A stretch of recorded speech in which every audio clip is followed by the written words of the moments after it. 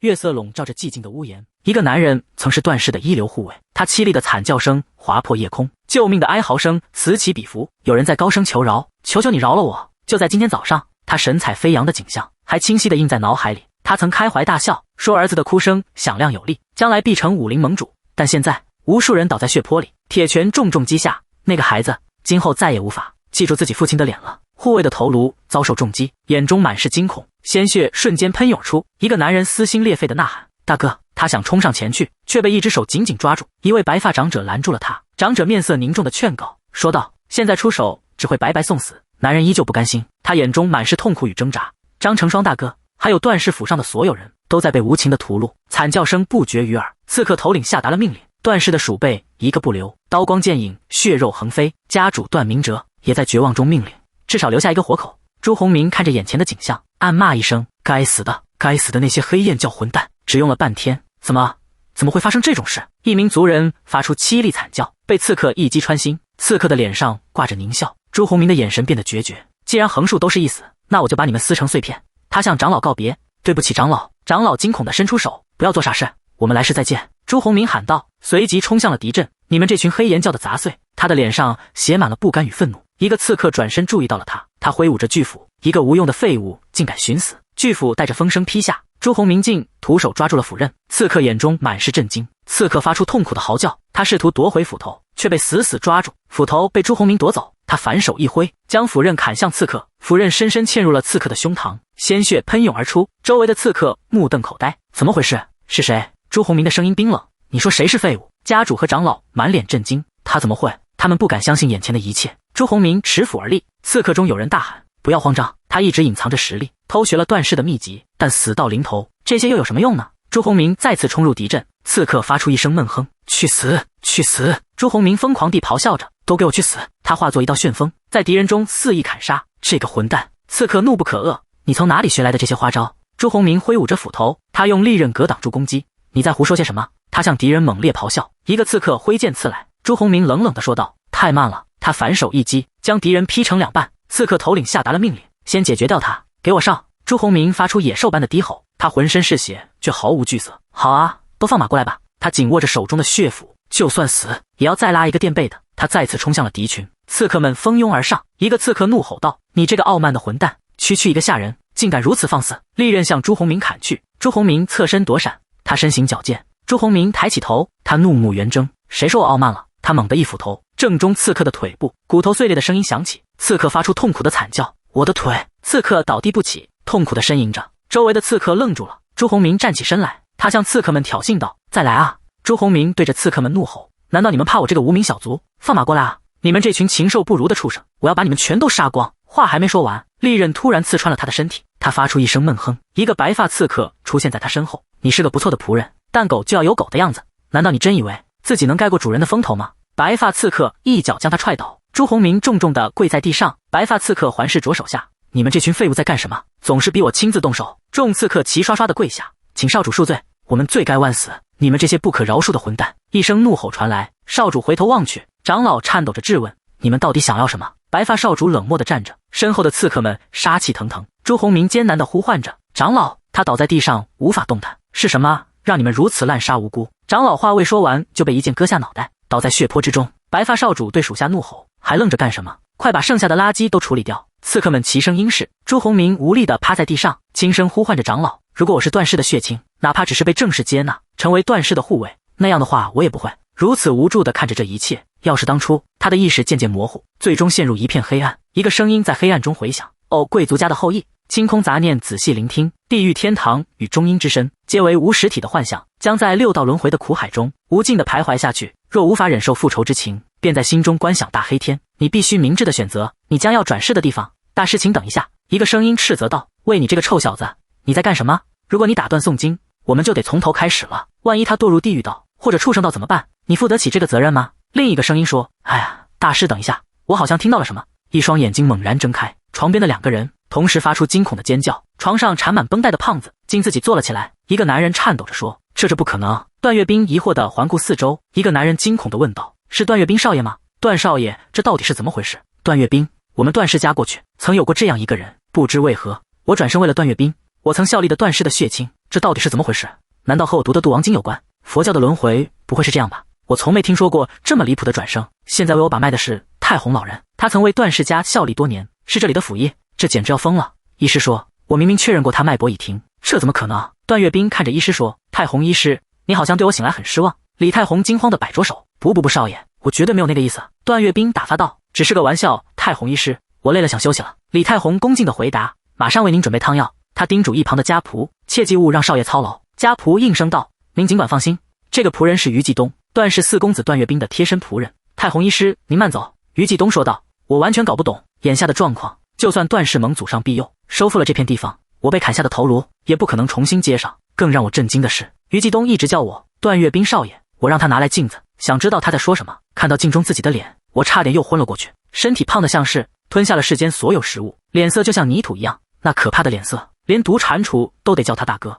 大家都对此缄口不言，但传闻四处流传，段月冰的母亲四夫人曾是青楼女子，她在生段月冰时难产而死，她好不容易来到世上，却是个不折不扣的废物。段月冰看着家仆，继东你真是厚颜无耻。于继东一脸茫然，发出一声疑惑的。段月冰开口说道，你对这样的我竟如此忠心耿耿。家仆疑惑地问，少爷您在说什么？家仆犹豫着说，今天的您有点。段月冰挑了挑眉，有点什么？家仆连忙摆手，啊不没什么。他尴尬地笑着，这家伙果然。段月冰顺其自然地想，段月冰并非一直都是这副惨样，他年轻时其实长得非常英俊。段月冰扶额叹息，他的容貌曾引人注目，别说女人，就连男人都会偷偷看他。那时我也曾关注过他，那时他学业优异，还勤奋修炼武功，赢得了神童的美誉。问题发生在他16、17岁那年，他得了一场怪病，病了将近1年后，他不再是原来的少爷，双眼变得暗淡无光，身体也因暴食而臃肿。从那以后，段月冰的人生便急转直下，身体不再听使唤，连家传武功也学不会，性情变得暴躁，日夜流连于青楼。更糟的是他沉迷赌博，输光了家里的财产，最后甚至偷偷当掉了祖传的斩妖剑。段月冰虽然傲慢无礼，仿佛天不怕地不怕，但他非常害怕家主段明哲和他的几个哥哥。他曾恳求赌场老板归还那把斩妖剑，说愿意拿别的东西抵押，却被乱棍打了一顿，最后空手而归。那天晚上，段月冰在床梁上上吊自杀了。毫无疑问，他是个愚蠢又软弱的人。段月冰叹了口气，于继东沉默不语。于继东开口问道，少爷您感觉怎么样？段月冰回答，不太好。心说感觉肋骨断了几根，应该是被赌场那帮混混打的。段月冰呼唤道，继东。于继东回答，是的少爷。段月冰问道，天龙阁有没有一个叫朱洪明的人，大概比我们大5、6岁？于继东回答道，您说朱洪明吗？从来没听说过。段月冰怀疑地看着他，你确定不是装作不知道吗？于继东显得有些慌乱，辩解道，少爷您最了解我了。了解你什么？段月冰反问道，段氏家里发生的事，我没有不知道的。段月冰不耐烦地说道，你还是不知道他是谁吗？家仆又露出了尴尬的神情。家仆清了清嗓子，总之没听过那种小混混。段月冰问道，你刚才叫他小混混吗？等等，少爷，他是你认识的人吗？段月冰否认道，不是那样的，有人让我找他。家仆好奇地问是谁？段月冰说那不重要，他曾是天龙寺的小沙弥。家仆啧称奇，小沙弥吗？那他一定很小就没了父母。段月冰锁住家仆的脖子，你以前也总这样打断我吗？家仆紧张地笑着，哈哈，不当然没有。不知为何，我过去的名字朱洪明在这里似乎从未存在过。家仆痛苦地挣扎，嗨少爷，我快不能呼吸了。门外传来女仆的声音，四少爷，我是玉贤，如果您身体还好，家主请您马上去书房。段月冰感到很意外，家主亲自找我吗？段月冰松开了手，家仆瘫倒在地，他大口地喘着气。家仆抱怨道，少爷我这样死了怎么办？段月冰则在想，死人复活了，现在整个家族一定乱成一团了吧。段月冰站起身来，没办法了，那我们走吧。府邸的屋檐在阳光下显得格外宁静。段氏家主书房牌匾上写着本家执事院。家主段明哲对李太洪怒吼，太洪医师，你是不是老糊涂了？又不是什么鬼把戏，怎么一个死人还能活过来？你觉得这像话吗？你到底做了什么诊断？差点把好端端的孩子活埋了。李太洪躬身谢罪，对不起家主，这种事我也是第一次遇到，我也震惊的不行，请您相信我。李太洪面色凝重，那时四少爷确实没有呼吸和脉搏了。段月冰的声音从门外传来，老爷听说您找我。屋内的两人皆是一惊，家主沉声说道，进来。段月冰推门而入，段月冰走进书房，撞见了医师，看着医师离去的背影，段月冰想到，你看起来被整得很惨。段月冰刚开口，父亲，孩儿不争气，段明哲便打断他说，你干脆死了算了。段月冰惊讶道，是吗？家主怒视着段月冰，你该死在棺材里，为什么还要爬出来？段月冰闻言一惊，你生前给家族丢尽了脸，现在又从坟墓里爬出来，是想再吓唬大家一次吗？家主指着段月冰的脸，他默默地承受着怒火，看你过去那副德行，以后也指望不上什么。你就是头猪！家主毫不留情地骂道。李太红心中暗想，就算是一家人，这也太过了吧！家主在背后怒吼：“去死！你这头猪，快去死！我说让你去死！”段月冰平静地开口：“不，我不能。”家主惊讶地停下来。家主追问道：“什么？你刚才说什么？”段月冰回答：“我说我是你的儿子，我还有事没做完。”段月冰闭着眼说道：“所以我从地狱里爬了出来。”家主不解地问：“什么叫没做完？”段月冰继续说道：“我一直很愚蠢，直到现在只给您添麻烦了。这话我都听了100遍了。要是你只是来再次鞠躬道歉的，那还是算了吧。”段月冰回答：“不是那样的。这一次，当徘徊在生死之间时，我有了深刻的感悟。在我昏迷期间，我感觉仿佛祖先们降临到我身上，赐予了我他们的智慧。”段明哲一惊：“你在说什么？”他们告诉我，如果你是大段家族的人，那么你必须为自己犯下的过错承担全部责任。段月冰继续说道：“你指望我相信那个？”段明哲反问道：“我不是在求你相信我。”段月冰平静地说：“我只是在表明我的决心，那就是从现在起我将彻底改变。那你究竟打算怎么做呢？”段明哲问道。“你肯定已经收到报告了，我丢失的那把斩妖剑，我会把它取回来。”段月冰目光坚定地说。段月冰凝视着前方，关于那把降魔剑，他不知是如何处理的，究竟是花钱买回来的，还是因难堪而弃之不理，又或是那人毁掉战场，然后自己私下拿走了。但既然段月冰的死与这件事有所关联，家主站在段月冰面前，视着段月冰，发出了一声沉吟。段月冰已经得出了结论，新生活的真正开始就在于清算过去债务。段月冰眼神变得坚定，不然这起事件将会永远的束缚住他。家主突然愤怒的斥责：“你这该死的混蛋，又想跟平常一样蒙混过关吗？”段月冰立刻回答道：“绝对不是。”家主怒视着段月冰：“你明明亲口说过会亲自去取回那把降魔剑。”他对着段月冰警告道：“如果你再一次动摇，我发誓这辈子都不会再见你。”段月冰缓缓行礼，他直视着家主的眼睛说：“我会铭记在心的，家主。”家主见状再次发问：“你该不会是打算用钱来解决这件事吧？”家主的语气十分严厉：“你把一切都投进了那把剑里，那可是1万两黄金。”段月冰断然拒绝道：“绝对不是。”家主满意的点头：“很好，反正我正打算从此刻起断绝你所有的金元。”家主严厉的警告：“如果你打破那个规矩。”一个声音响起：“家主，那似乎有点太严厉了。”四川锦商集团会长的妖女段明哲家主的正式夫人罗冰萍走了过来，她审视着：“她就是那个从鬼门关回来的第4个孩子，不是吗？”家主轻咳一声，段月冰起身行礼：“孩儿段月冰见过母亲大人。”罗冰萍急忙跑向他：“天啊，我的4儿子，这到底是怎么回事？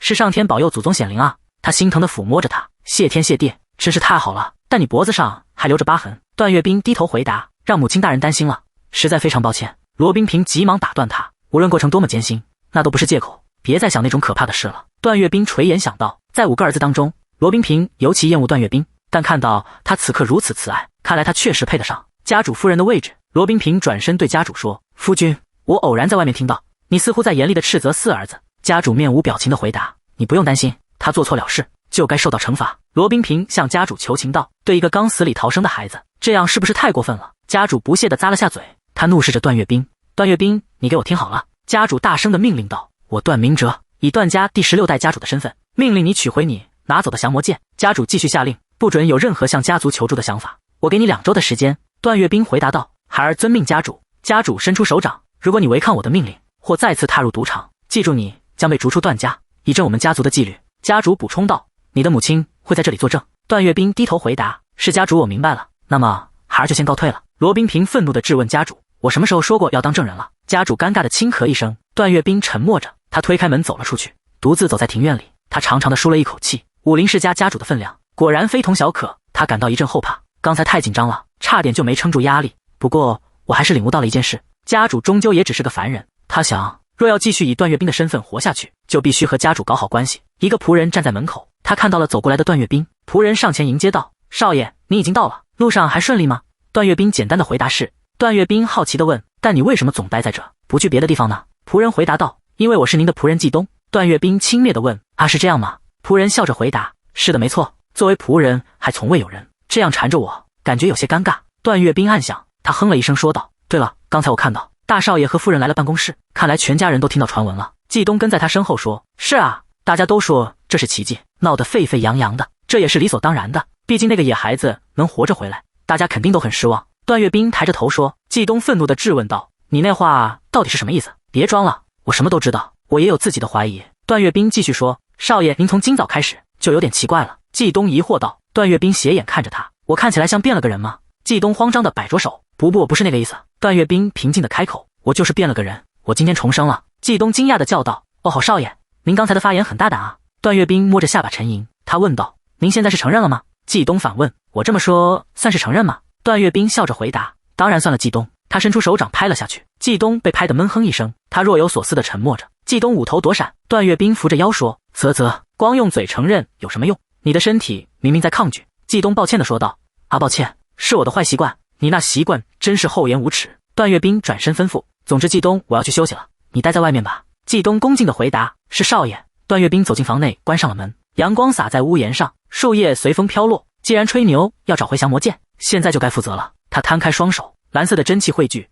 我已经有了一些计划，但首先要用冥想法检查我身体的状态。段月冰盘腿而坐，他开始运功冥想，蓝色的气流环绕着他。生在武林世家，说到底还是要靠武功。突然感觉不对劲，他眉头紧锁，汗流浃背。这是怎么回事？完全堵住了，下丹田的血脉不畅，绝不是穴位错乱。虽然没正式学过医术，但帮人翻译时看过相关的书籍，这绝对是。果然如此，他心中隐隐有了猜测。就算不是经脉阻塞，也明显是一种奇特的病症。这是一种难以理解的体质，除非是名医诊治，或是自己察觉到。难道这就是段月冰过去经常发烧的原因吗？门外传来季东的声音：“四少爷，太医官到了。”段月冰缓缓睁开眼睛，他平静地命令道：“让他进来。”太医官走进房内行礼：“草民拜见四少爷。”段月冰示意道：“请进。”太医官关切地询问：“您的身体状况如何？”段月冰回答道：“我好多了，但是太医官您的气色看起来十分憔悴，想必是家主给您添麻烦了。”太医官尴尬地笑了笑：“哈哈，算是有一点吧。”段月冰看着太医官说道：“您似乎因为我吃了不少苦。”太医官急忙否认：“不是的，是我对少爷和家主犯了大错。”段月冰宽慰道：“那不是真的，您不是这样把我救活了吗？”太医官听后笑了起来：“哈哈哈。”段月冰心想：当然我是自己爬出棺材的，不过这些就不用说了。太医官突然问道：“对了，听说家主给了您一个困难的命令是吗？”段月冰突然露出了笑容，他心想：这是什么情况？是的，太医官，他回答道：“首先，四少爷的身体现在还不是正常状态，您这样贸然外出很困难。”太医官面露难色。段月冰轻松地回答：“啊，那个吗？反正我本来好像也不太正常。”太医官沉吟着说道：“如果事情那样发展，您又卷入什么骚动的话？”段月冰心想，真是个开不起玩笑的老头。太医官严肃地看着他：“如果真发生那种事，那确实会是个大问题。”段月冰笑着说：“反正已经死过一次了，也没什么好怕的了。”太医官听后沉默了。段月冰清了清嗓子。太医官继续说：“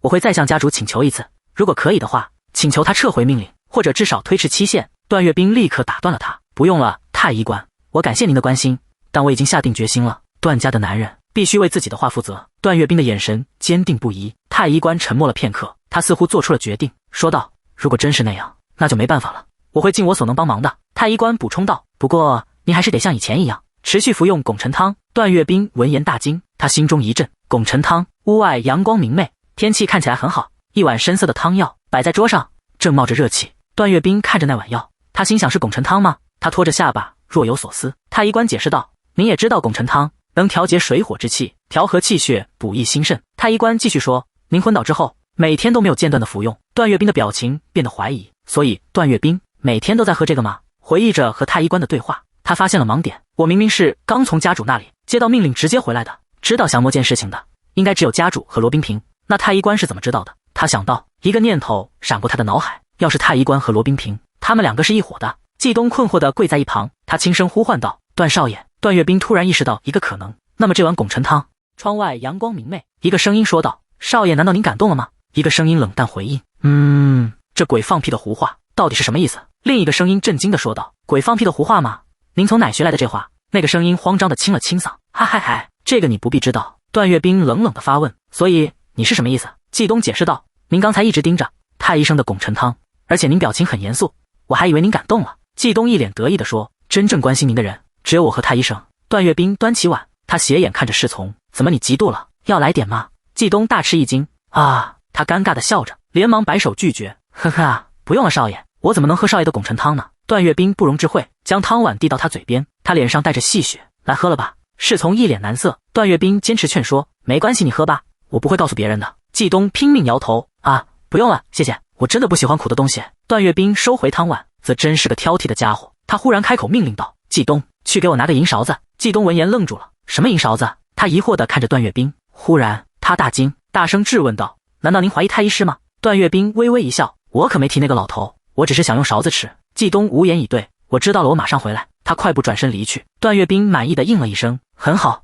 季东将银勺递给段月冰，段月冰将勺子放入汤中，他仔细观察着银勺，果然不出所料，银勺完全没有反应。季东得意地笑着，看吧，少主我说过的，这担心是多余的，现在快把整碗喝下。段月冰突然倾斜汤碗，黑色的药汁流了出来。季东惊恐地大叫：啊，少主您这是做什么？他惊慌失措地喊道。段月冰神情冷淡，我今天不想喝了，看吧，早叫你喝了。段月冰竖起一根手指，他示意季东保密，就当什么都没看见。季东一脸难办，段月冰搂住季东的肩膀，他低声威胁道：要是被太医师知道了，他会非常失望的。季东结结巴巴：啊，可是……段月冰凑得更近了，他厉声质问：懂了吗？快答应我！季东被迫答应。是。段月冰站在窗边，他端着碗，想着，接下来该怎么办呢？侍女玉贤在门外禀报：少主，我是玉贤，广龙镖局来了位客人，家主正在找您。段月冰闻言一愣，他若有所思道：广龙镖局，广龙镖局是一个中等规模的镖局，位于云南和四川地区，主要负责运输业务。他们虽从事运输行业，却自诩为名门正派。当然，他们无法与9大门派或武林世家相比，但他们兼具财富与武力，也可以被称之为准名门世家。我记得镖头唐以诚和段明哲是挚友，在与魔教黑焰教的战争中，他们也曾派出高手，包括镖头本人鼎力相助。正是那场战争，让这2个男人成为朋友。但不知从何时起，2人关系比陌生人还差，从此断绝了所有来往。其中的原因无人知晓，但他们今天却出现了。段月冰在走廊上想着，这不就意味着他们的关系还没变坏吗？他看向远方，现在想起来，段月冰死的时候，第一个来吊唁的就是广龙镖局的人，还未入园，一阵怒吼传来：你怎么能这样对我？如果你稍微顾及我，就绝不会如此固执。来人是广龙镖局总镖头唐以诚。他愤怒的斥责简直是无稽之谈，说的好像你出身名门。段明哲怒不可遏：你到底有没有在听？你还以为唐家是以前那个豪门吗？旁人劝道：求您别说了。段家家主大声质问道：怎么你说完了吗？唐以诚的女儿唐和林，他拉住父亲：爹您远道而来，怎么能这样呢？唐和林试图劝说父亲：是我们先做错了。唐以诚怒斥道：错什么错？唐和林一时语塞：那唐家家主冷哼一声：我念在过去的交情，才给了你们一次机会，可你这样大吵大闹，实在是太荒唐了。唐和林大呼道：爹！忽然唐以诚注意到了一个人，唐家家主看到了段月冰。哦，他来了。他对唐和林说：唐和林苦等的夫君来了。唐和林疑惑地看去，段月冰与唐和林对视，2人皆是一惊。唐家家主质问唐和林：看到他这副模样，你还说得出那种话吗？唐家家主大笑起来：家族约定重如千金吗？哈哈哈哈！唐以诚指着少主：你没听说过他的品行，才会说那种天真的话。唐和林颤抖着低下头。忽然唐和林激动地喊道：爹，您是广龙镖局的总镖头，怎能说出如此粗俗的话？唐和林沉着脸，他转身跑开。唐以诚慌张地喊道：和林和林！唐和林头也不回地说：我真的太失望了。唐以诚焦急地伸手：和林，你听我解释。他急切地辩解：和林，我不是那个意思，爹只是担心你的未来。唐和林运着弓飞奔去，唐以诚连忙追了上去。段家家主怒吼道：我不会送你的，因为要是再见面，我不知会做出什么事，所以最好别再碰面了。段月冰一脸困惑：那是什么意思？唐家家主突然一顿，他眼神锐利，看向众人，众人惊恐地对视着，他们咽了口唾沫。段家家主大声呵斥：你们都在看什么？还不快回到岗位上去！众人闻言连忙散去。说真的，要是你有一面铜镜，就照照自己吧。唐段家长子段思冰说。他继续说道：以你现在的状态，还想迎娶唐和林吗？连你自己都觉得不要脸吧？段月冰心想：我早就看够铜镜了，混蛋！段月冰轻声反驳：我说大哥，那又不是我决定的。段思冰怒气冲冲：哈，你现在是顶嘴吗，小子？段月冰流了几滴冷汗，想起来了，过去没什么机会见他，但段思冰的脾气好像相当的差。段月冰立刻服软：不大哥，你说的对。段思冰环抱着手臂回答说：对吧？说真的，广龙镖局总镖头是有点过分了，不管他多讨厌你，婚姻又不是儿戏，换成次子像话吗？他盘腿坐下。段月冰摸着下巴心想：原来是这么回事。段月冰心想，段月冰与广龙镖局的唐和林有婚约，镖头却请求换成次子，考虑到段月冰过去的恶行，这也是可以理解的。总之，段月冰是个无赖，广龙镖局的决定很对。段思冰开口说道。而且，段月冰疑惑地问：而且什么？段思冰喃喃道：而且对象不是我，是次子啊。段思冰连忙改口：啊，不当我没说。段月冰心想，原来是这么回事。他被唐和林的美貌迷住了，广龙镖局选了次子，而不是他当替补新郎，这才是他真正在意的。段思冰抱着双臂说：这事传出去多丢人，对吧？段月冰回答道：说的对，大哥。段思冰继续说：我会让下人们管好嘴巴，你不用担心。段月冰微笑着回答：是大哥。他心想：我当然没担心过，你也要管好你的嘴，别到处胡说八道。段月冰回答：我才不会。段思冰继续警告：我最怕你喝醉了酒到处乱说话。段月冰保证道：我不会了，再也不会了。段思冰冷哼一声：这话你不是说过1-2次了，总之我警告你，听见没？段思彬转身离去，段岳斌和季东在后面看着他。段岳斌一脸不悦，他心里暗骂道：真是个混蛋。段岳斌开口问道：季东，我的剑在哪？太久了我记不清了。季东惊慌地问：您是说真剑吗？段岳斌大声吼道：当然是真剑，我都这个年纪了，难道会要木剑吗？季东提醒道：那个，您不是放在床下了吗？段岳斌一脸茫然。段岳斌指着自己质问：为何放在床下？季东回答：您说要防备刺客。季东解释道：您说他们会来讨债。段岳斌闻言大惊：什么？他突然想到，啊对了，我差点忘了，这个段岳斌和段思彬一样是混蛋。段岳斌陷入了沉思，眼前是一把生锈的旧剑。段岳斌举起那把旧剑，他脸上露出惊讶的神情。他真的在这里？季东闭着眼平静说道：当然真的在这里了，是少爷你自己放的。段岳斌突然举起剑，剑尖指向季东的脖子。你看上去好像有很多意见。他说。季东脸上满是惊恐。季东惊恐地问道：你不会想用这个砍我吧？段岳斌困惑地看着他：砍你吗？段岳斌低头看着剑，这剑连烂豆腐都切不动，真是个可悲的家伙，在床下藏着这种东西，竟然还能睡得这么安稳。他口中喊着随从的名字：季东。季东惊慌失措地跑来：是少爷。段岳斌举着剑问道：季东，这东西？随从胆怯地回答：是。段岳斌审视着随从，不知怎么回事，你的回应很有礼貌，但你的身体似乎不是这样。随从尴尬地笑着解释：哈哈，有时候我的身体不太听我的话，这个全生锈了，帮我把这个磨锋利。段岳斌将剑递给随从，随从惊讶地回答：是。随从不敢相信地问：您要我磨这把剑吗？段岳斌冷漠地回答：是的，这并不是什么难事。季东回答：磨到吹毛断发即可。他补充道。随从惊得目瞪口呆：是吗？季东结结巴巴地问：您说什么？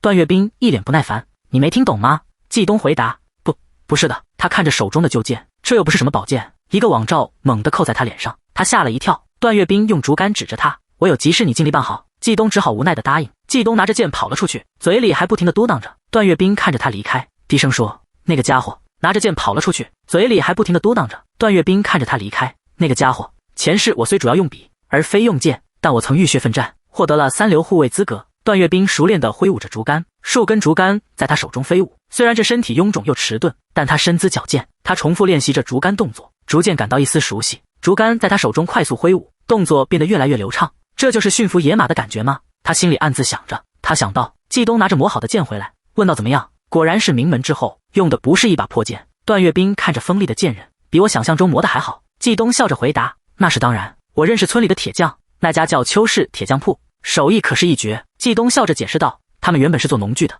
但是嘿嘿。段岳斌面无表情，他说道：不管怎样，干得好，把这个放进剑鞘，然后放在显眼的地方，我要去参观天龙阁。季东困惑地问：是，你刚才说哪儿？天龙阁。季东不敢置信地追问。段岳斌平静地回答：是的。段岳斌平静地说道：我要去借几本书。季东惊愕地问：少爷，您是不是哪里不舒服？段岳斌回答道：我身体很好啊。季东疑惑地问：为什么？除非您疯了，才会突然想看书。段岳斌的脸色沉了下来，他握紧了拳头，发出咔嚓的声响。段岳斌怒吼道：季东，把那把剑再给我。季东吓得一哆嗦：我会按您的吩咐，小心地把它放回剑鞘。我们下人不能靠近天龙馆，所以我不能陪您去了。他边说边跑开了。段岳斌扶着额头，无奈地叹了口气：那我该去天龙馆看看吗？他感叹道：天龙馆，我前世大部分时间都奉献给了这里。天龙馆位于段家庄园最偏僻的区域，与庄园外围不同，内院大多没有独立安保，但天龙馆是个例外，因为这里存放着珍贵的历史资料，所以这里的安保很严密。段岳斌看到了一张熟面孔，是前世的同事秦道成。他心里暗自想着。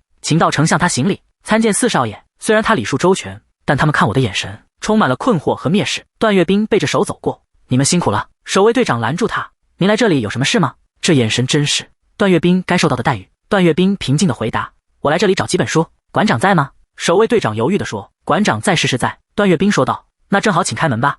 段岳斌走进天龙馆，那是我如此讨厌这里。久违的旧书散发出令人怀念的香味，好久没闻到这味道了。他深深地吸了一口气，人心真是奇妙。他满足地感叹道：是谁？一个声音传来。段岳斌抬头望去，他大吃一惊：哥！他连忙捂住自己的嘴，差点就喊出哥哥了。段岳斌清了清嗓子：我是段岳斌。张成双惊讶地看着他：四少爷，他是我前世最亲密的同事和兄弟，天龙馆护卫张成双，天龙馆的1流护卫，不，现在应该是2流护卫才对。张成双行礼道：天龙馆护卫张成双，拜见四少爷。段岳斌微笑着说：张护卫辛苦了。张成双问道：您来这里有什么事吗？段岳斌也问道：馆长在吗？张成双沉默了片刻，他微微皱起了眉头。段岳斌笑着说道：没什么特别的，我只是来找几本杂书。张成双转身通报：馆长四少爷到了。馆长命令道：让他进来。段岳斌向馆长行礼，拜见天龙馆馆长。天龙馆馆长段兴德，他笑着说道：“呵呵，是岳斌啊，你的事我也听说了，今天就不谈那个了。看到你平安无事，我就心满意足了。”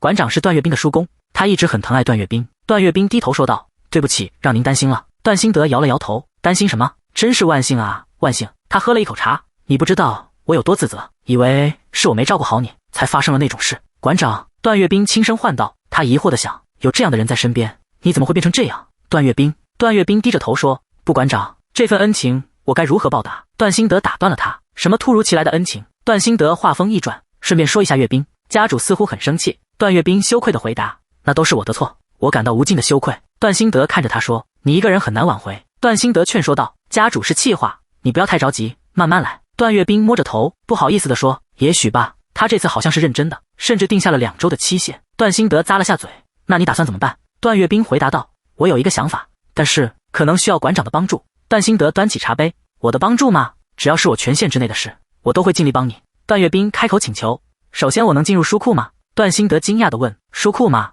段兴德皱着眉头：“这个很难办。你也知道，要进书库需要家主的许可。”“我当然知道，毕竟我曾在这里生活。”段岳斌不像其他兄弟，他从未获准进入书库，原因自然是他品行不端。段兴德放下茶杯：“如果是武学书库更不行，那里还需要总教头的同意书才行。”总教头是指段家庄园武术教头苏宪克，他是白玉堂的副堂主，也是庄园顶尖高手之一，以高超武艺闻名。段岳斌平静地回答：“我需要的不是武学书籍。”段兴德问道：“那你要找什么书？”段岳斌回答道：“只是一些杂书，我需要研究些东西。”段兴德沉思片刻，他严肃地问道：“告诉我书名。”段岳斌沉默了一瞬，片刻之后，他开口道：“游记。”段兴德大惊失色：“你说什么？”他猛地拍桌而起：“那绝对不行！”段岳斌恳切地说道：“馆长，我需要那本书。”段兴德怒吼道：“我不是已经告诉你了吗？绝对不行！”段岳斌满脸失落，他低声恳求着：“馆长。”段岳斌回想起一段尘封的记载，宋朝曾有一位传奇赌徒龙宇博，这大概是个假名，他因涉及皇室的赌博欺诈案被判处凌迟，却在行刑前写下了一本名为《行前录》的书。这本书记录了他的一生，字里行间的行前二字其实是头前的别称，一直赌博。而这位胜率无双的所谓不败赌徒，竟也是一位德高望重的学者。尽管如今他的真名已从记录中彻底抹去，段岳斌记起前世做翻译工作时，曾偶然发现过这本书，当时自己对赌博毫无兴趣，只是轻蔑地扫了几眼便将其合上。但现在段岳斌比任何时候都更需要那本书。馆主猛地从座位上站起，话语中满是震惊与愤怒：“你经历了那样的磨难，竟然还向我提出这种要求，简直匪夷所思！我绝对不能把它给你。”段岳斌依旧端坐着，语气平稳地回应：“即便馆主您误会了，我也无话可说。”他摊开双手，神情恳切地补充道：“但我并非是想做那种显而易见的事。”段岳斌身体前倾，质问道：“我是从棺材里爬出来的，你应该听说了吧？”馆主平静地回应：“是的，我听闻那是一桩奇迹。”段岳斌靠回椅背，语气庄重地宣称：“我确实死过一次，然后见到了我们段家的先祖。”馆主闻言不禁一愣，段岳斌补充道：“他们给了我许多启示，我现在正要重新开始。这跟之前对付段明哲是同一个谎言，但谎言也需要前后一致才能取信于人。”段岳斌随即正色道：“所以我必须取回斩妖剑，洗刷我的过错。”馆主被他的话惊得向后仰去，难以置信地重复：“你居然见到了先祖！”段岳斌沉下脸，心想：遇见先祖固然荒谬，但若论荒谬，还有什么比我死而复生这件事更荒谬呢？段岳斌凝视着对方，语气变得恳切：“馆主，我年幼时曾向您学习书法，不是您亲自教导的我吗？”馆主的神情缓和下来，他抚摸着胡须，回忆道：“没错，那时候你确实聪明伶俐。”段岳斌继续说道：“兵者，诡道也。”馆主闻言浑身一震，双目紧闭。段岳斌继续闭目吟诵兵法：“能而示之不能。”他睁开眼，一字一顿地念出要义：“利而诱之，乱而取之，攻其不备。”馆主抬手打断了他：“住口！够了！”馆主放下手，问道：“你有他们赌博作弊的证据吗？”段岳斌坦然承认：“我没能找到证据。”他眼中流露出一丝赞许，心想：馆主真是个聪明人。他虽然只是背诵条文，馆主却能领会其中深意。段岳斌继续解释道：“所以我才想从《行前录》中寻求帮助。只要读了那本书，我肯定能明白他们耍了什么花招。”段岳斌语气坚定地总结道：“这就是我绝对需要那本书的原因。”馆主抚着胡须，陷入沉思，开始思考起段岳斌说的话。段岳斌摊开双手，进一步说明：“《行前录》只被归为闲杂书目，我相信馆主您无需家主许可，便可决定出借。”馆主沉吟着点头：“这倒是事实。”段岳斌深深地低下头，语气恳切：“馆主，我诚心请求您，我要揭露他们的欺诈赌局，并寻回斩妖剑。”馆主抚着胡须，满面忧色地劝道：“但是你一个人去太危险了，你才刚刚苏醒，万一出了差错。”段岳斌点头认同：“单凭我一人确实难以应付，所以若能有个信得过的人与我同行。馆主沉吟片刻，随即扬声喊道：“张护卫，你在外面吗？”一个身背长剑的护卫应声出现在门口。我在。张护卫走近问道：“馆主，是您叫我吗？”馆主看向他，命令道：“你陪着阅兵走一趟吧。”张护卫震惊地指着自己：“我吗？”馆主肯定地点头：“是的，如果张护卫陪阅兵去，我多少能安心一些。”张护卫面露难色：“可我太引人注目了。”馆主答道：“你又没在外面走动过，只要扮作客人，就不会有人注意的。”张护卫挠挠头：“可我并不懂赌博。”段阅兵闻言，扑哧一声笑了出来。张护卫有些生气，不解地问：“四少爷，您笑什么？”段阅兵摆摆手：“没什么。”段阅兵回头看向张护卫，小声说道：“我突然想起了蟋蟀。”张护卫闻言猛地一惊：“蟋蟀是指斗蟋蟀，一种赌博。”张护卫吓得结结巴巴：“你怎么会知道那个？”段阅兵压低声音，得意地笑着，他心中暗想：前世我和张成双关系匪浅，我很清楚他这个秘密爱好。斗蟋蟀是一种传统的赌博，让蟋蟀互相打斗，人们对结果下注。有个迷信说，如果你把吸过你写的文字喂给蟋蟀，那蟋蟀就会变得更强。段阅兵心中暗笑道：张成双笃信这个迷信，他对斗蟋蟀是如此认真，甚至会把吸过血的文字喂给他的蟋蟀。馆主看着支支吾吾的张护卫，问道：怎么了？段阅兵故作神秘的刚要开口，就被心虚的张成双打断了。张成双突然放声大笑：哇哈哈哈！看来四少爷需要我贴身护送了。他猛地抓住段阅兵的肩膀，段阅兵吃痛的哼了一声。张成双嬉皮笑脸地说：因为这会很危险。馆主向他道谢：谢谢你答应了。张护卫。段阅兵眼见计划达成，在别人注意不到的视角，会心一笑。张成双擦着汗，谦虚道：没什么，这是属下分内之事。馆主担忧地问：但是你打算如何处理必要的旅费？以家主的性情，他不会支持你的。段阅兵淡定地回答：你不用担心那个。馆主追问：为什么不用？段阅兵得意的一笑：因为我知道一个可以无息借钱的地方。张成双听完后顿感不妙。段阅兵心想：我对段兴德说，我需要这本书来揭穿他们的骗局，但实际上我打算用行前录来学习龙有博的技巧。如果行前录是一本武功秘籍，它定会被奉为前所未有的绝世秘籍，从书中学习技巧非常困难，即使反复练习也难免失败。段阅兵之所以会这么逼迫自己，是有原因的。那是在段阅兵死后大约1-2年的事，那个秘密赌场发生了一件牵扯到黑道高层人物的事件，他们不愧是黑道，看穿了赌场的骗术，在向官府告发之前就先进行了残酷的报复。邪教徒向官府举报赌场，这可是让天下人耻笑的大丑闻。段阅兵心中暗想，这多荒唐啊，以至于当时在云南闹得沸沸扬扬，无人不知，以眼还眼，以牙还牙。想到要去骗那些骗子，我就有些小兴奋。张成双不仅无息借了钱，还一脸不满地担任了护卫。段阅兵打量着张成双，轻笑着说：穿得这么华丽，您活脱脱就是个金贵的少爷，看着就像能一夜之间挥霍千金的样子。张成双不满地看着段阅兵，开口道：四少爷，您的玩笑开得太过了。段阅兵倒是无所谓地说：啊，那好吧。张成双道出了心中的疑惑道：不过您是怎么知道我偶尔会玩斗蟋蟀消遣的？段阅兵反问道：只是偶尔吗？段阅兵大笑道：你刚才说偶尔吗？哈哈哈哈！听到段阅兵的笑声，张成双又是一阵不满和尴尬。段阅兵接着说：看来张护卫是没见过我了，但我可常在赌场看见张护卫高举双手为蟋蟀加油呢。张成双闻言被惊出一身冷汗，随后张成双就像是败下阵来一般，不再言语。段阅兵心想，当然是骗他的，不过嘛。段阅兵安抚道：别担心，我没打算告诉任何人。张成双结结巴巴的道谢：谢谢您。马车很快抵达了飞仙客栈，车夫拉住了马，车轮慢慢停了下来，二人向车夫道谢，随后跳下了马车。张成双打量着环境，开口问道：是这么小的客栈吗？他有些疑虑道：我从来没听说过这里有赌场。段阅兵解释道：越是秘密的赌场，外面就越看不出来。段阅兵没说的是，其实除了这里是赌场之外，他什么都不知道。张成双说道：也对。段阅兵心想，他们大概会先采取行动，因为他们会认出我的脸，这张属于段阅兵的脸。段阅兵对着店里喊道：我说。店小二还在收拾桌子，于是开口道：是，请稍等。店小二回头一看，大惊失色：什么？您不是段少爷吗？附近的客人惊呼：什么？段少爷居然来了！店小二热情的开口道：是了，您真是太了不起了，我以为少爷这辈子都不会来这里呢。段阅兵也是毫不客气的开口道：少废话，带我去赌场，我手痒想赢钱了，我今天打算让这里破产。店小二闻言大笑道：哇哈哈哈，太棒了，非常好。店小二指着段阅兵旁边的人问：不过您身后这位是？段阅兵道：是庆上商行的人，来玩玩的，细节你不用知道。张成双闻言配合的咳嗽了一声。张成双道：我是第一次来，还请多多关照。店小二转身带着二人往前走，开口道：跟我来吧。段阅兵心想，这一带的人都知道庆上商行和我们段家庄有姻亲关系，他们可能已经起了疑心，在他们看来，我段阅兵就是个十足的傻瓜，他们大概觉得傻瓜带来的也只可能是另一个傻瓜，也就是说我这段时间只能在这里装傻充愣。想到这，段阅兵啧了一声。店小二把他们带到暗门前，在店小二的拨弄下，暗门缓缓打开，露出了里面不为人知的一面。张成双看清门内的场景后睁大了双眼，段阅兵戳了一下张成双，示意他不要大惊小怪。门后是一节旋转楼梯，二人跟随着店小二，借助店小二手里的提灯下楼梯。走下楼梯后，三人来到了一个新的地方。张成双惊叹道：嚯，这里是……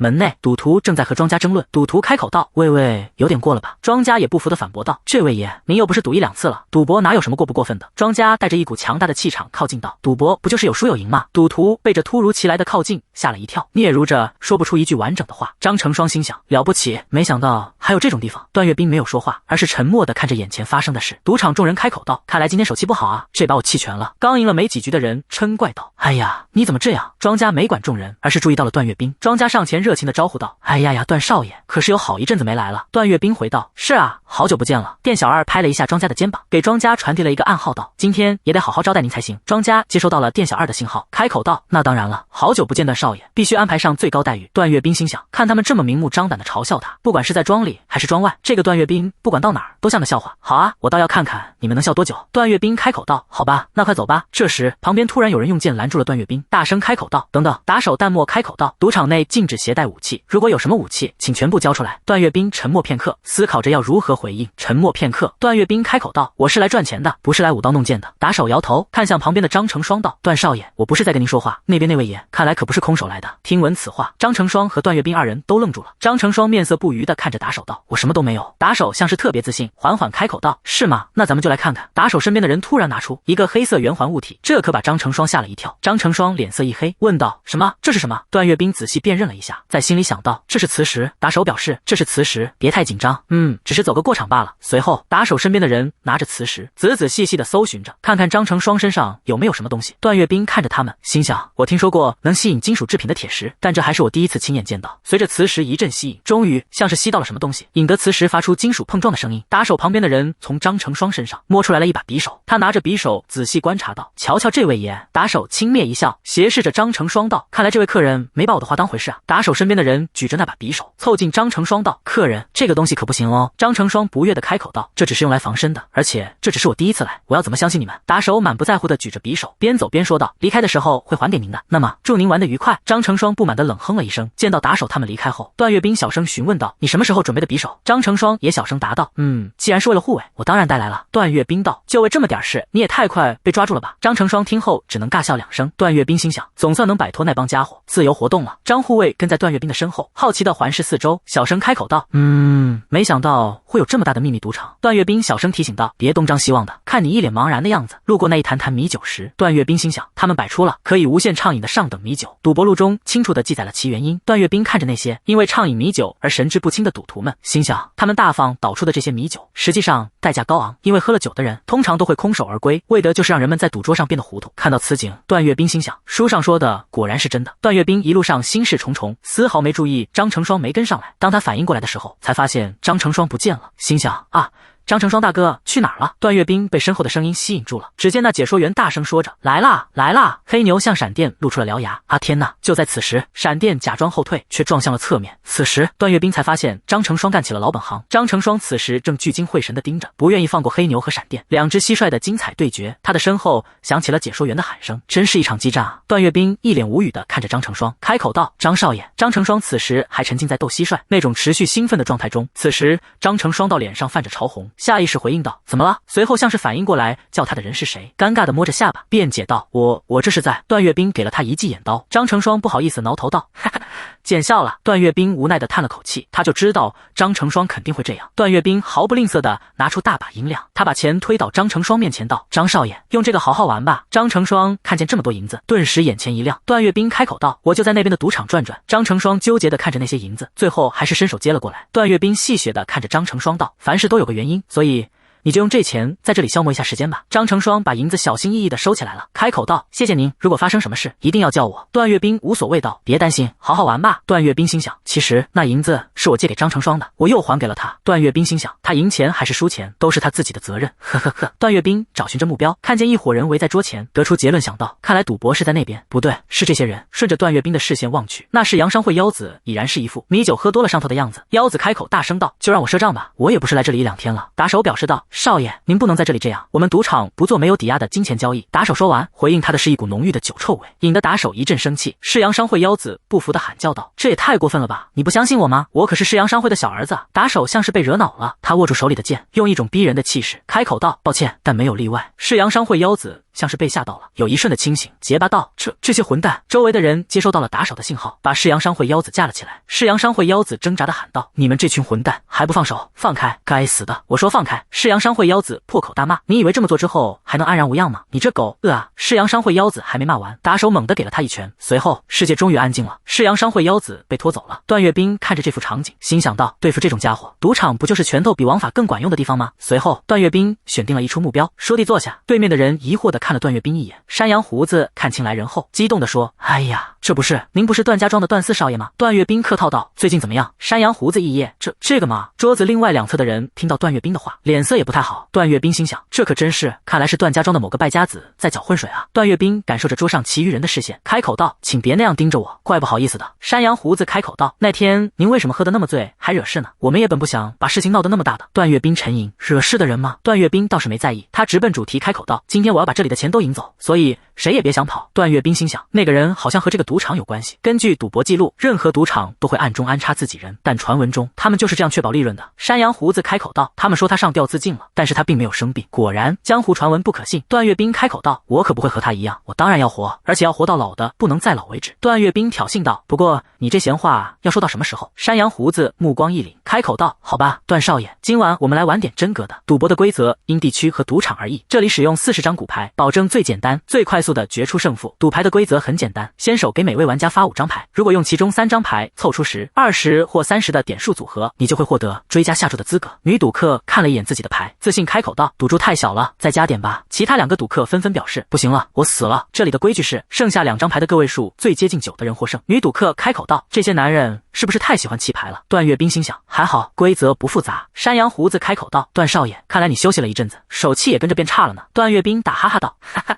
是啊。但是段月冰心里却不是这样想的，他想的是，再等等，我会把你们彻底击垮的。段月冰心想，果然事情开始完全按照赌博记录里的预测发展了。在我连胜的时候，我的赌牌胜率就开始逐渐下降了。为了钓一个傻瓜，他们会反复的先给好牌，然后再收走，最终我就会变得兴奋，下大注，然后按照典型的模式输掉一切，就连之前像鬼神附体一样那么诡异的能凑上的个位数，现在也凑不上了，导致频繁的被取消资格。段月冰突然暴怒而起，怒骂了一声：该死的！酒罐随着段月冰的动作叮铃咣啷碎了一地，里面的米酒全都洒了出来。赌客们并没有什么太大反应，只是掀起眼皮淡淡的看了一眼。段月冰心想，但他们似乎并不太在意，在赌金来来往往的赌桌上，这种程度的骚乱想必是家常便饭了。当然，我不是莫名其妙拍桌子的，趁着所有人的注意力都集中在摔碎的酒瓶上时，我就可以像这样偷偷换进必要的牌。唉，真是憋得我胸口都要炸了。果然，赌博记录里的那些卑鄙伎俩虽然简单，但效果堪称一流。像那样时不时的发火，或者故意搭话，再不然就是干渴，一边换着赌牌，一边把赌牌藏在袖子和大腿缝里，以备不时之需，比我想象中还好应付。要不要转行当个职业赌徒呢？山羊胡子激动地把牌摔在桌子上，激动地开口道：这局我赢了，是酒。哎呀，真是对不住了，这些钱我可就收下了。山羊胡子刚要把银子收入囊中，就被段月冰眼疾手快地摁住了。段月冰拿着自己的牌，自信地起身开口道：别急啊，至少也看看我的牌呢。段月冰会心一笑，把手里的牌更用力地摔在桌子上，开口道：常识。山羊胡子闻言不可置信地瞪大了双眼。女赌客无奈道：好了好了，段少爷，你这也赢得太多了吧。段月冰炫耀道：真是不好意思了哦。后面的几局时不时传来段月冰的声音：哎呀，我又赢了，真是太不好意思了。哎呀，糟糕了，这次我又赢了，哈哈，这下对不住了。段月冰当然不是傻瓜，他知道赌场里那些家伙的表情开始变得僵硬了，而且他们开始明目张胆地观察他了，因为他这个被他们当作冤大头的人开始赢钱，所以他们开始焦虑了吧。从现在起要小心行事，直到机会出现。段月冰道：哎呀，我输了。段月冰心想，暗牌在每局结束时自然的散落，以抹去痕迹。既然我总是不输钱，那些家伙肯定会感到棘手。赌客和店小二互相使了个眼色，段月冰知道这是他们在传递信号。在赌场有端送酒水零食以及清理凌乱桌子的伙计，这些人与赌场的眼线和耳目无异，他们偷看客人的牌，然后通过各种手势传递信息。不仅如此，从在背后观望的顾客到坐在赌桌旁的假顾客，他们假装热情高涨，并提高赌注来引诱。赌场为了事先知道对手的牌，所用的手段简直超乎想象。段月冰心想，而且那个山羊胡子一直把拿着牌的手举到胸前，这是他之前没有过的行为。段月冰心想，我的牌是双9，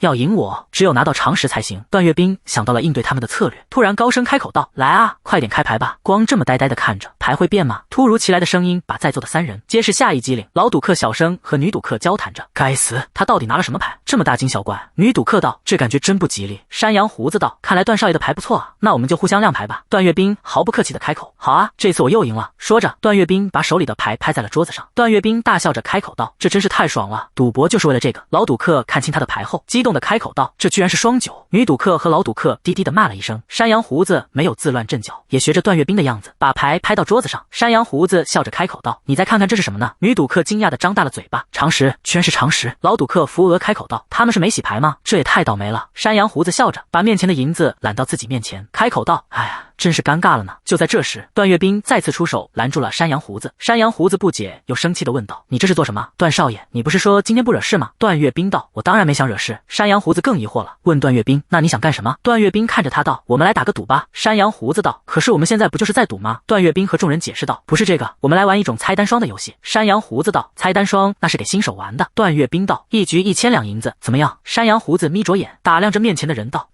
段少爷，你这是在开什么玩笑？段岳冰道，开玩笑吗？这话真令人失望。就如我所说，我押1000两赌单数。山羊胡子懵了，问段岳冰，单数？你到底在说什么单数？段岳冰自信开口道，我赌1000两，赌我们现在玩的这些骨牌总数是单数。山羊胡子听到段岳冰的话，气愤一拍桌子，段少爷，你这是说的什么胡话？女赌客表示不解道，你在说什么？骨牌总共有40张，所以是双数。段岳冰道，是这样吗？年轻的旁观者说道，他在说什么啊？年迈的旁观者道，什么？这么明显你都看不出来吗？中年旁观者道，如果骨牌是单数，那就是有人出老千了，毕竟双9和长10怎么可能在一局里同时出现呢？年迈的旁观者否认道，不可能，这里可不是那种地方。段岳冰没管别人的议论，问山羊胡子，怎么样？此时斗完蟋蟀的张成双也被这里的动静吸引了，他走过来一看，居然是段岳冰在赌博。段岳冰继续开口道，要不要玩一局猜单双游戏？山羊胡子像是被段岳冰激怒了，他质问道，别胡说八道了，段少爷，你到底有没有1000两银子？段岳冰不屑地哼了一声。张成双看不懂段岳冰葫芦里卖的什么药，他没有出声，继续观察着。段岳冰此时却突然把张成双拽了过来，开口道，这位是庆上商行行主的直系后代，他会为这1000两做保。山羊胡子心想，庆上商行和段家有联姻关系。段岳冰再次开口道，怎么样，你为什么这么犹豫？如果你有信心，只要压双数不就行了吗？这是赚1000两银子的机会啊。山羊胡子道，段少爷，你必须为你刚才说的话负责。段岳冰应道，这是自然。山羊胡子确认了以后，对着周围喊道，在座的各位都是证人，我保证，如果你想用开玩笑来搪塞，今天你别想用双脚走出去。段岳冰自信道，我能用双脚好好走出去的，所以别担心，亮出你的牌吧。山羊胡子拍案而起，对着段岳冰道，好好，等会儿你后悔也来不及了。段岳冰露出一副鱼儿上钩的表情，那就说定了。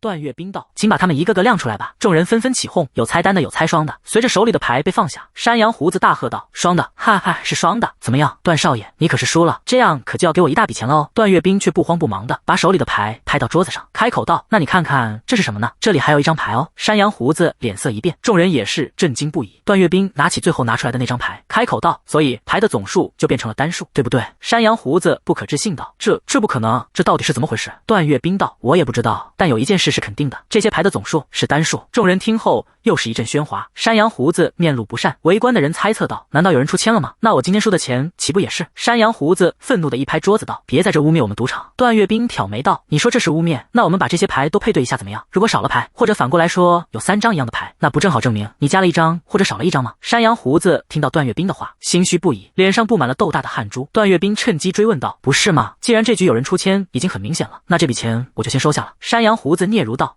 就在段岳冰盘算银子时，一把长剑破空而出，直直的插在段岳冰眼前。剑的主人冷冷开口道，所以你再赔我1000两，就算清账了。拿剑之人正是之前搜身的打手。打手不悦的开口道，段少爷，把你的手拿开。山羊胡子立刻喊道，这个姓段的混蛋在我们神圣的赌场里出千，立刻逮捕他。段岳冰被对方指着鼻子，却丝毫不慌的说道，这真是恬不知耻的倒打一耙啊！你是说我在出千？难道出千的不是你们吗？随后段岳冰被惹恼了，反击道，你要是这么来，就算我受罚，我也会向官府举报这场骗局。山羊胡子彻底破防，大吼道，抓住这个姓段的混蛋，杀了他！既然他是段家的人，直接杀掉也没关系。打手听到山羊胡子道命令，凛冽的剑光直直逼向段岳冰。打手把剑架在段岳冰的脖子上，声音里不带有一丝温度开口道，段少爷，请起吧，不然的话。段岳冰却依旧丝毫不慌，反问道，否则什么？打手道，去死吧！话音未落，一个重物狠狠地砸向了打手的脸，紧接着就是一阵巨大的冲击力，将原本还在威胁段月兵的打手击飞数米。众人看着被掀翻的木板，之前还在议论纷纷的众人，全都被吓得说不出话了。打手被重物狠狠击飞到了墙上，整个人顿时昏迷了过去。而这一切的始作俑者，正是馆主派来保护段月兵的张成双。山羊胡子瞪大了双眼，他不可置信地看着眼前发生的一切。刚才发生的变故太快了，以至于他完全没反应过来。其他的赌客也是一个个惊得说不出话。愣了一会，山羊胡子像是终于回过神来，紧接着怒火冲击着他的头脑，他质问道：“你这混蛋，看你还带了护卫，你从一开始就打算骗我们？”段月兵也不甘示弱地反驳：“胡说八道，这位可是武林盟的暗行御史。”这一下可把山羊胡子吓到了，他愣愣地重复着：“武林盟的。”段月兵吼道：“他知道你们在搞欺诈赌博，所以特地被派来的。”山羊胡子不可置信道：“那不可能。”段月兵当然知道这不是真的，他心想，但谎言也要说得足够响亮，让对方无法应对，才会有人相信。山羊胡子像是终于反应过来了，他指着段月兵吼道：“武林盟怎么可能知道这么远的地方？你们在干什么？现在就把那混蛋的嘴给我撕烂！”顿时，周围其他的打手接收到了指令，纷纷围了起来。打手们开口道：“啧，